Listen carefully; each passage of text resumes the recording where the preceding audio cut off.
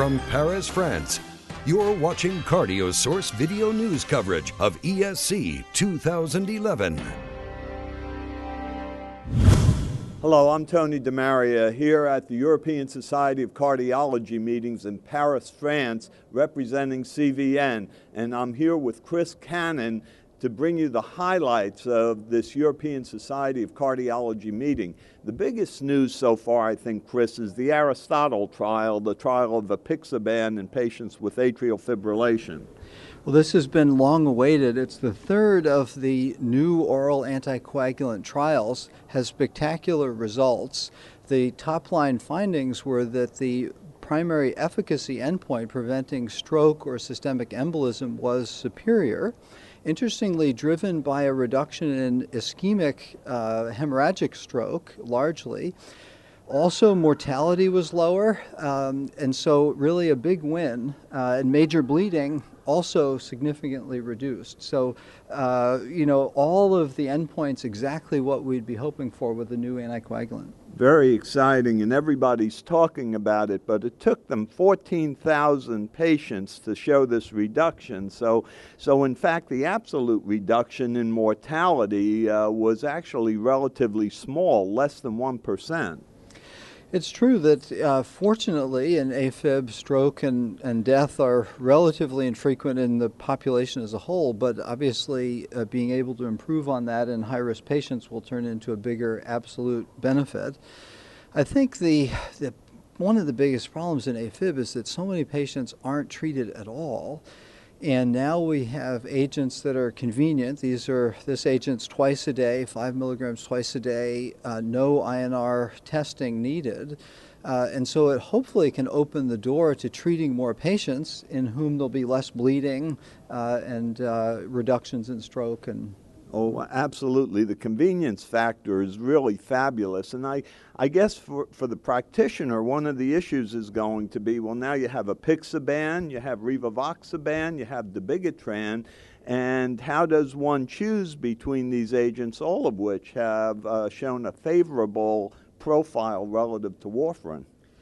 It's very true, and a colleague, Jess Mega, did a nice editorial looking at the three different trials, pointing out that there are a lot of similarities across the different trials of the new anticoagulants.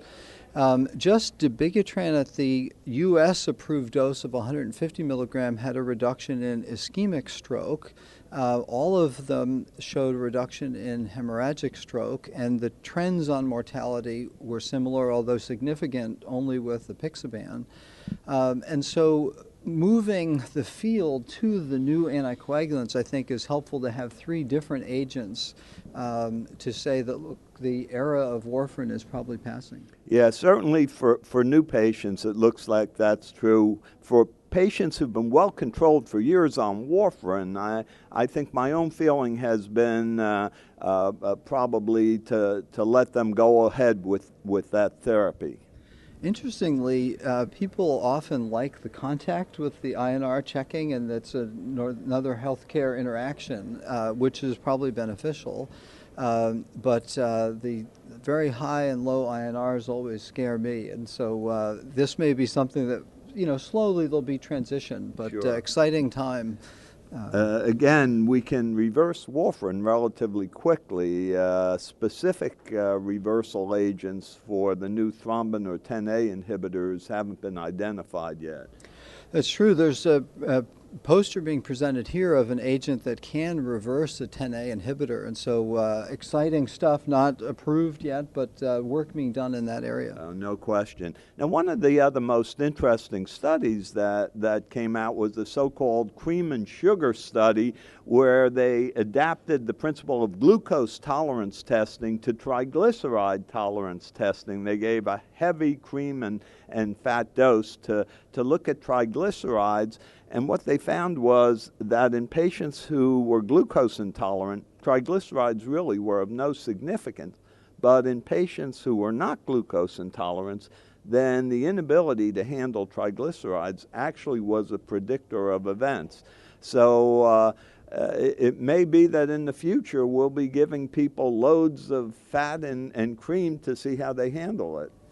But very important, and triglycerides have been sort of the other lipid, and it's still not clear how aggressive we should be on that, but certainly something that we'll need to pay attention to, I guess, in the lower risk patients, interestingly. Well, lots more studies, lots more late-breaking clinical trials. We'll be back in just a short while.